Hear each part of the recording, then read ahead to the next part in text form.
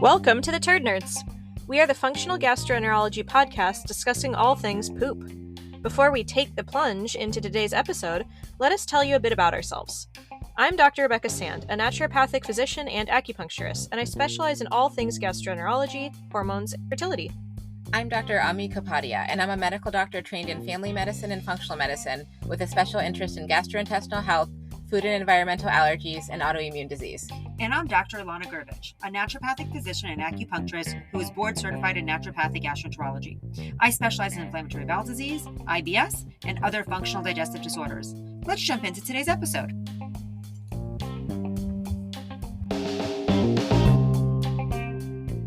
The following discussion is for educational purposes only and not intended to diagnose or treat any diseases or conditions. Please consult your doctor before incorporating any of this information into your care. The information presented on this podcast is not medical advice.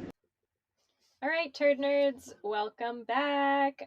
Today's episode is a hotly requested topic I'm really excited to go into. We actually started, as usual, talking about it, and then Dr. Gurevich told us to stop talking so we could start recording for you guys. So we're going to be talking today about all the things that go wrong after we remove a gallbladder. And we know we need to remove it sometimes, but wow, it can create issues. So the reason why we came up with this episode is honestly because somebody wrote a review on the podcast. Thank you. Yep. Ratings and reviews really help us. Yep. But they were like, cover post-cholecystectomy. Yep. And, then we started talking about it and I was like, oh, I've had patients. I've had strange things. Most people have a gallbladder removal and don't have any issues. Mm-hmm. That is generally what happens to like 65, 70% of the people. So if you need your gallbladder out, most likely you will not have issues. I personally do not have a gallbladder. Do you two have gallbladders? I have one. I have a gallbladder. Does it work? I think so. Okay. I don't have an Better appendix, than it used to. though. That caused a lot of issues. Oh, I have an appendix. Yeah. What do you have? I have both. You don't have anything? I have lost a few teeth. Oh, yeah. Me too. Dr. Kapadia has been working on her teeth. This has been an ongoing journey. It's always something. Yeah. I have one tooth out that I pulled during COVID that I was going to get an implant in, but now I'm like, just leave it. Yeah, it's too late. We're all missing you can something. Just remove body parts. Yeah. Like gallbladders. And a whole organ. It's just wild. I mean, it's a little organ. So and a whole organ. Let's start talking about normal physiology. Yep. That's where I always think as naturopaths, as functional medicine docs, we always start. I'm ready. Normal physiology, your liver makes bile, right? You eat something in your mouth, it goes to your stomach then secretes, I believe it's called cholecystectomy. Am I right? I believe so. Yep. I believe it's called cholecystectomy. That tells the gallbladder to start creating fat, to break down the fat that enters your small intestine. Bile salts to start dumping bile. Right. Well, bile, it makes bile acid and then it gets conjugated with taurine and glycine into bile salts. Does not have that, and that happens in the small bowel. After it dumps into the small intestine? So. Well, I'm not 100%.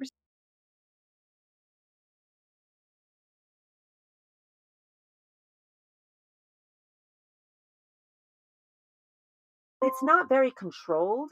It's like dripping out. Your gallbladder, however, is taking that bile. So part of that bile gets shunted to the gallbladder. The gallbladder is taking that bile. And it's like, I imagine it like cooking it down. If it cooks it down and you have a healthy diet and then it squeezes it out and releases enough fat, into the small intestine to break down fats, you're good. Yeah, so it turns dietary fat into fatty acids so we can absorb them. Right. So the bile acid makes fatty acids out of our food so we can absorb it in the terminal ileum? The terminal ileum or the bottom of the small intestine. Okay.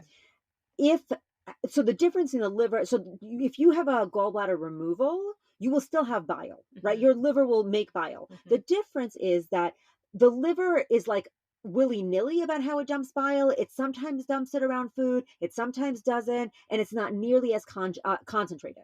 Mm-hmm. So it's like the difference between making like a watery soup and like a beautiful, slow cooked, like earthen meal. That's the difference between bile from partially appetized and partially really grossed out by that analogy. I mean, should we talk about the things that can go wrong before we talk about post-cholecystectomy issues?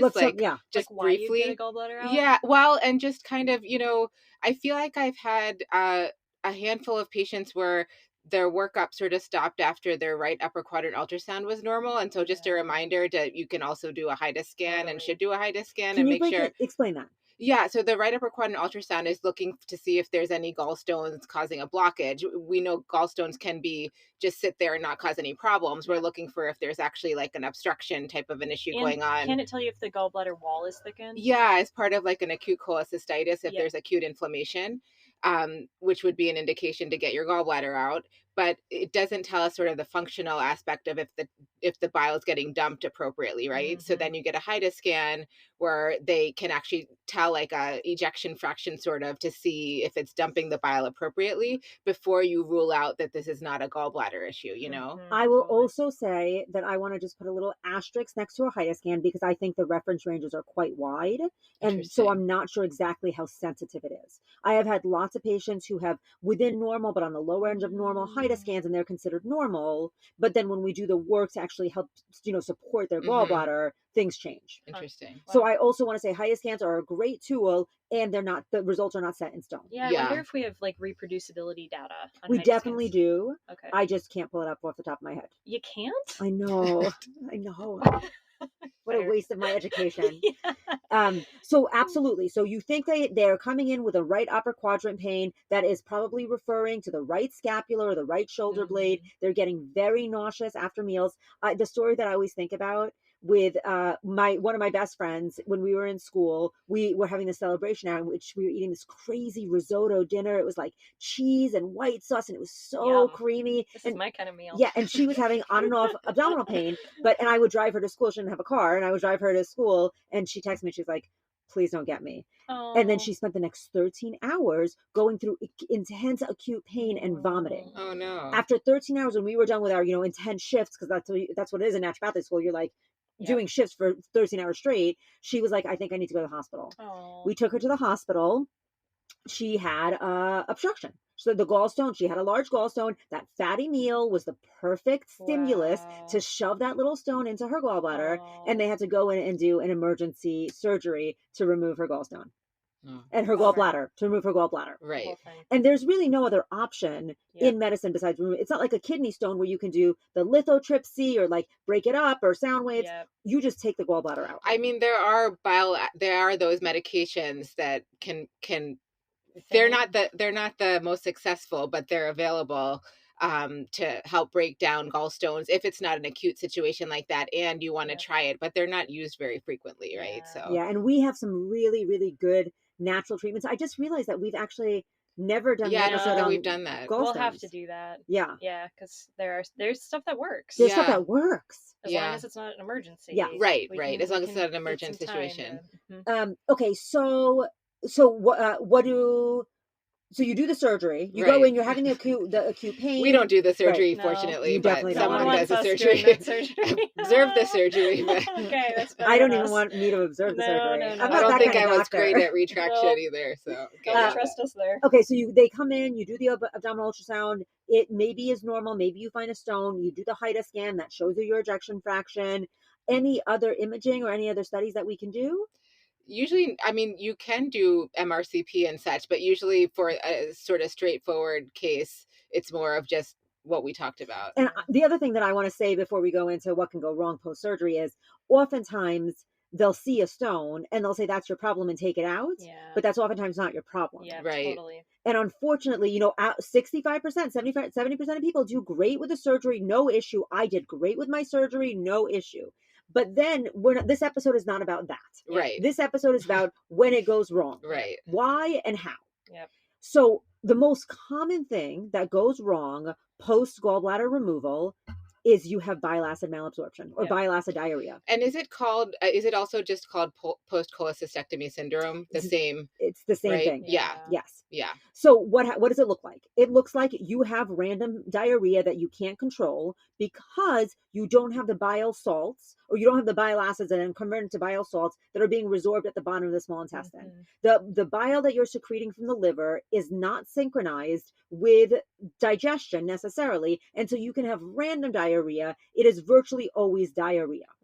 And I think I'm going to say probably off the top of my head, somewhere between 10 to 15% of patients, this is a terrible thing that happens post-surgery. Totally. Yeah. And then that further predisposes you to dysbiosis because it irritates the bowels to have fat in places you shouldn't, to have bile acid in places you shouldn't. It throws off the microbiome, and then we get things like SIBO and all these other things that further complicate your poor liver and pancreas. Yes. Trying to digest your food. Yeah, and it's kind of like, what exactly is happening there? Because if the majority of people don't have that issue, the liver somehow is able to somewhat I think it synchronize, can just pick up the slack better. Yeah. And maybe there is a component already to what is of going on dysbiosis. exactly, like their baseline microbiome. And so the dripping in of the bile is just not working well enough after the gallbladder is gone, if there's already some underlying issue. Also, I have a couple people that had their gallbladder removed and then got the like bile acid regurgitation, disgusting, or waking up in the night like vomiting bile. Oh. Why some people get that retrograde and some people don't? Some sort of pressure issue with the... See, I feel like for me, because of my training and my lens, I always go back to Chinese medicine. Mm-hmm. Like, are they a person who has reflux retrograde qi, right? That's what happens with nausea. That's what happens with vomiting. Like the stomach qi and the small intestine qi should be descending and dispersing, but it's retrograde, right? So then it's all going up. And then, and that is why actually one of the supports that we have is acupuncture. Totally. Yeah. Yep, moving things down. Also, if there's intra-abdominal pressure, and one patient I can think of in particular had SIBO as well, that's just like mechanically, physically pushing things upward. Right. That won't help. Yeah, I mean, that makes sense to me that if they already have some underlying imbalance going on, that would predispose them to get these complications after. And so potentially it could be somewhat treatable and reversible. Yeah. Outside of, typically we use cholestyramine, right? So should we talk about the bile acid sequestrants? And, this is not our first rodeo talking about bile acid sequestrants. Yep. This is a drug class that all three of us, I think, are very comfortable using. Yeah, so helpful. So basically there is the bile acid sequestrants. So these drugs actually became introduced to the market as cholesterol lowering drugs. Like decades ago. They're old drugs. This was actually, the cholestyramine was actually the first ever cholesterol lowering drug out there. The reason why it was created is because so the problem with bile is it very aggressively binds fat, right? The bile binds the fat, and then the fat is very, very aggressive. Like 95% of it is reabsorbed and reutilized. The backbone of all of that fat is cholesterol. And so obviously if the body is doing a really big job or a really good job finding the cholesterol and recycling it, you can never bring down your cholesterol. Yeah. So then they introduced this class, probably in the 70s, this drug class, the bile acid sequestrants, where you would just take this powder, tastes like orange chalk. Disgusting. It's not. If you're lucky, it has aspartame in it. If you're lucky. Or saccharin. Did I share my hot tip that a 17-year-old patient who has to take this recently told me on how to mask the taste? A hot tip? Yeah. Did you say? Yeah. Okay. Yeah. Please proceed. Also known as a clinical pearl. It's going to be all over TikTok, guys, by tomorrow. There's and it's more sugar, but there is a drink at Trader Joe's that's like a mango peach drink, completely 100% hides the taste. And what is going to happen to her teeth? Sugar. Yeah, sugar. Yeah. But I don't know if this is dentist approved. No, it's not. Yeah. I don't even think it's not. Maybe you drink it with a straw. But it does help compliance. Okay. It does, yeah, because it's not. And in adolescence, it's true. It helps. And so we've got 3 drugs: cholestyramine, cholestyramine, and cosavalum. Oh, and Welquol. Welquol is I haven't used that for I've used a long time. Yeah, I haven't given it a tablet, right? Question for you guys though: I see the powder work way better than the pills. What is up with that? I see the powder probably just more absorbent, right? It's it's a surface area thing because the other ones are tablets, right? Yeah. It's a surface area thing. Yeah. I think that that we're trying to bind the bile we're trying to bind the fat, right? Totally. The more surface area we have to bind, obviously the better it's going to be to bind the fat. Unfortunately, a pill is just never going to work as well as a tablet. Yeah, I wonder if the pills work okay. You know what? That paper I sent you guys earlier today, that isn't published in Diabetes and talks specifically about how cholestyramine and these drugs lower blood glucose. Oh, yeah. As well for all the same mechanisms. But the comparison they did for lipid lowering and glucose lowering, cholestyramine powder worked better. In like maybe absorbing. It also absorbs nutrients and I'm sure glucose, right? So it definitely absorbs nutrients. Totally. So gross. But let's say you're one of these, 10 to 20% of people who are having diarrhea willy-nilly. Right. You've centered your life around the bathroom. And that is really what happens to these patients. This is a life-altering drug. And you need to eat fat. Like the answer isn't just stop eating fat. Right. You need that. You need cholesterol to some degree, in your body. So that's not a long-term And if you solution. can't be compliant with the powders, then you can be compliant with the tablets. You're just probably not going to get as good of control. Yeah, and I wonder, so the dosing I think for both is up to 14 grams a day. So each packet of cholestyramine is 4 grams. Yeah, Yep. and you can do 4. I don't have a single patient. No, they're 4. I think we usually start with 1 dose a day, right? Yeah, 4 grams. But the cholesterol, they're 1 gram pills. That's correct. It's just hard to get it in away from food and such, so it doesn't absorb your nutrition. And not away, it has to be on the front end of it. Before. For this indication. Yes, for this indication. Yeah, which is different from lipid lowering dosing. Yes, because you take that with food? Yes, you do. Yeah, that makes sense, because you're trying to bind up. And specifically in the evening, because that's when the liver is active at making bile. Yep. I think. That's also why we dose red yeast rice in the evening, right? Yes. Yeah. So, okay, so we have this drug class, right? The other thing that we can use that's kind of a similar mechanism is high dose fiber. You know, like we can use all of our binders. Husk, my best friend. Do you know how often in clinical practice I say, Dr. Sando, we says, psyllium. Quote me on this. Will put us out of business. That's the title of my next book, Water and Psyllium Husk. You don't need me. There's the end of your thriving professional career. Yeah. So instead of cholestyramine, psyllium husk in the same way, like before eating? Yep. Or flax. I don't really care with psyllium husk. Okay. Like, I just need people to get it in. I've dosed it all sorts of ways. So I start people at like 2 or 3 capsules a day, with or without food, just importantly, not with other pills. Right. It will absorb, I mean, it will just like bind up anything else so it can't get absorbed. But I'm just like, get it in away from your pills. A lot of people are on a lot of things, and then slowly increase in divided doses. I am a purist. I have them psyllium powder, not pill. No. And away from, and before the meal. Just once or twice a day. Yeah. I'm trying to bulk. Are people being honest with you that they I don't take it? They're not know. taking it. I can tell you the answer. They're not taking it. It's disgusting. It really has no flavor, no, right? but it's the texture. It's the texture. So gross. I tell my patients that, like, I can't in good faith recommend this because I would not do it. I've tried it. It's gross. I can do it for like 2 days. Maybe if you put it with the mango lemonade thing. But here's the question: the pill works, so why would I do? Because you have to take so much of it, and it doesn't work as well. So there's a brand on Fullscript, that has 700 milligrams per pill. Okay. And I see it work okay. I say the effective dose for most people is between like 4 and 9 a day. 9 are like my heavy duty people. For bile acid malabsorption. For anything I'm using psyllium for. Okay.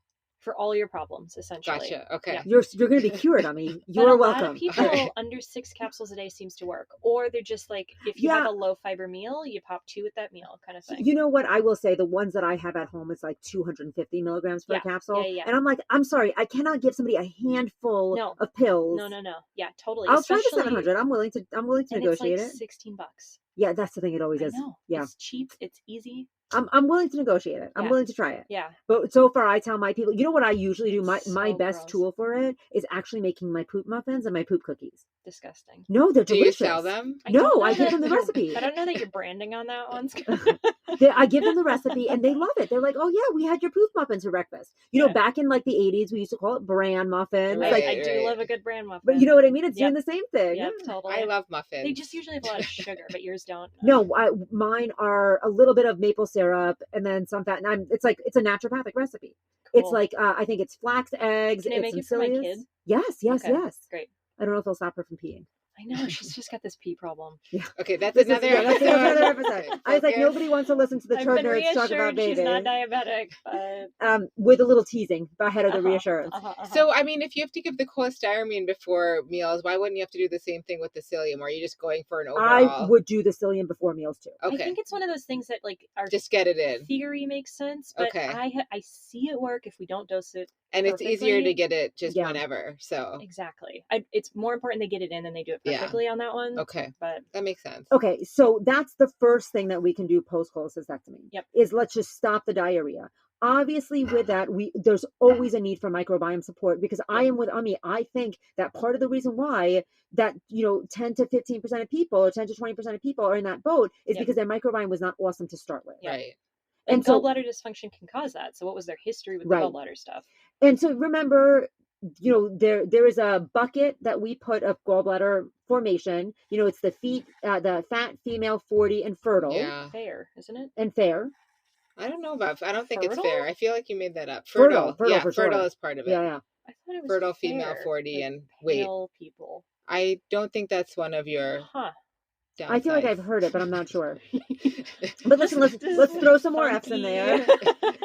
Funny. And so, by the nature of that, so just because of that mnemonic, we know that there is a hormonal component there. So making sure their hormones are cycling. Mhm. We know that there's a weight component there. There's a metabolism component. Like, those are the people that are predisposed. And so those are the people you need to correct all of the dietary things. Yeah. Talk to them about diet. Talk to them about lifestyle. That's going to fix it.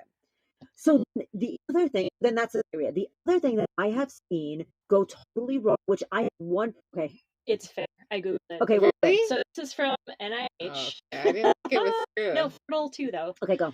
Fair, fat, female, fertile, and 40. Say that 10 times fast. I have it in my brain. No need to say it. No need to say it. It's there. The time-honored mnemonic of 5 Fs is a reminder to students. I feel like they added that last one. The fair, ever since you I don't remember between you two went to medical school. It's the first one on the list. Okay, so when did you start school, Ami? 2001. When did you start school? I don't know. What is time? What school? ND. When did you start ND school? After that, 2016, 2014? Okay. 2014. You're so young. You are well, so young. you did other stuff first. You're not that young. Yeah. You just look young. I do not. Thank you. You are fair. and fertile, as we know. 40, yeah. I don't mean any of the 45. You got 1 to 5. And you're still fertile. It's true. Maybe. Hard to tell. So I also had my gallbladder out when I was 19. Yeah. But that was secondary to Crohn's, which is, because it was with Crohn's. That's a side effect of having Crohn's disease. Bummer. What's the connection there? Do you know? I think it's dysfunction. Yeah. I think it's just dysfunction. Not fibrosis or anything? I didn't have any fibrosis. Oh. No, and it was like, because my girlfriend who had her gallbladder out, hers was like, she fit beautifully into that mnemonic. Yeah. She's fair. Yeah. She was fertile. You know what I mean? Like, she was a much more appropriate age. Yeah. Mine, that's a big thing, is secondary to Crohn's disease. Bummer. Yeah, it was bummer. Just take the organs out. Just the one though. I'm holding on to the rest of them, Okay, and not good. all Crohn's patients are that lucky. That's true. So I have a patient. I was telling these guys, actually, when I said we have to stop talking and start recording, I was telling these guys about this is a crazy patient. She terrible diet. I mean, truly terrible. It's better now because we've had some serious conversations about it. But she had like the worst diet ever. She had her gallbladder out, so they removed it. And from having her gallbladder out, I think she had a gallbladder out a decade ago, or maybe 11 years ago. She has had 4 separate episodes where she is forming stones from the duct. So the organ has been removed, right? But there must be the duct is still there, and there must be some retrograde of bile coming from the liver. And she's in pain from it? Oh my God, it's an acute. She gets acute. What do they do? What did they do last? They gave her steroids. Maybe that's the I forget exactly what we call the post-cholecystectomy syndrome, if that's part of it. I have never, ever seen that. It was a very interesting case. So weird. They can't just do something on the So duct? she doesn't want to have another surgery. Fair. Which makes sense. Yep. She's also fair. Fair and fair. She doesn't want to have another surgery. Yeah. And so the spin that we took on it was, let me treat this exactly how I treat gallstones. Mm-hmm. Like that was, I thought that was like, yeah. And first we needed to change her crazy diet. Like there was soda pop in there. There was like everything was like carby and refined and processed and ultra processed, even more processed. Like, so now she's like, I eat a salad every day for lunch. Yeah. She was sedentary. We have her moving her body. Mm-hmm. She was drinking alcohol. She has stopped drinking alcohol. Mm-hmm. And that's interesting because she was like, oh my God, I didn't know how much energy I had. Mm-hmm. Like, I thought I was just tired and getting old. Mm-hmm. Turns out I was not detoxing alcohol and fatigued all of the time. Oh, totally. Yep. So, info. But it was that I had never seen that before. Yeah, that's wild. Yeah. Yeah, I wonder how common it is. I don't know if they even knew what to do with her. Yeah. Ugh. Yeah, I mean, you guys there's a whole protocol that we've used for the dissolving of stones, right? Like, so that'll be in your course. Yeah, we'll cover it. But I guess in this case, because there isn't like a risk of blocking anything, it's just pain management, decreasing inflammation. Yes. So, and her CRP, I do think that her CRP, when she was in her acute, it was like up to a 70 point something. Like she was so acute. She was so acute. And then as we brought it down, they continue to image her once a month to make sure the stone is actually shrinking, because they're like, eventually we might need to go back in for surgery. Just doing ultrasounds? Yeah, just to look.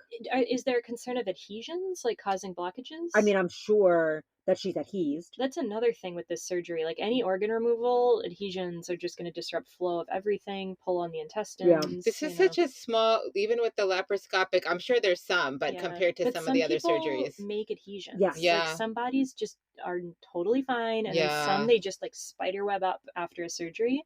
Do they blow up the abdominal cavity with that? Like, yeah. Yes, and the reason why I know that because adhesions. when I was in the hospital overnight, that was the pain that I kept on feeling. It wasn't shoulder. It wasn't surgical pain, and the nurse was like, "Oh no, that's from the Doesn't it hurt oh my god, so bad. It hurts so bad." That's the pain. I still remember it. And it's such a weird, like you can't even really describe it. Yeah. Did you have that for yours? Laparoscopy. Yeah. I have my gallbladder, but again, to the appendix, they took that one. And I think the emergency surgeries too, because you're already so inflamed. Yes. And everything's like kind of tight and restricted, and then these gas pools. You haven't had that? I mean, we can talk about dental pain at some point if you guys want. I mean, you can always one-up pain. Yeah, or you want to acutely kill yourself, but you know, weird, almost like something's crawling inside of you, but it's like in your shoulder. When I do ozone, so one of my big passions is injections, and when I do ozone injections, the way that I explain it to people is I'm like, it kind of feels like soda pop in your joints. Yeah, like it'll creepy crawl around to find the area that's inflamed. Gross. But that doesn't hurt as much. So here, I just injected a foot. So Ilana injected my dental areas with ozone. Yeah. It wasn't too bad. No, it wasn't too bad. I mean, it's like a stick. It's not bad, though. Yeah, it wasn't too bad compared to what you guys are describing intra-abdominally. Yeah, that really hurts. So this woman broke compared to childbirth, let me be clear, but it does hurt. Yeah, I feel like childbirth is a thing, but like you get a baby and endorphins at the end of it. I don't buy it. You don't get anything at the end of surgery. I think you have a little bit more trauma than I do. Yeah. you had a rough experience. I don't think they should have taken it. I think that was back in the day where they just took them out, appendix, instead of the antibiotic. How old were you? High school. You know what? I have multiple patients with appendicitis who did the antibiotic course that still needed surgery. Totally, but you should try. You should try. That's a relatively recent change. Yes, in the last 5 years. But it caused me decades of issues. Yes. Like, I never really pooped after that, so I think there's an argument, especially Have I injected your scar? No. Oh. I don't like needles. How did you survive a residency with me without injecting your scars? You tried. Okay. I just, somehow was busy. But,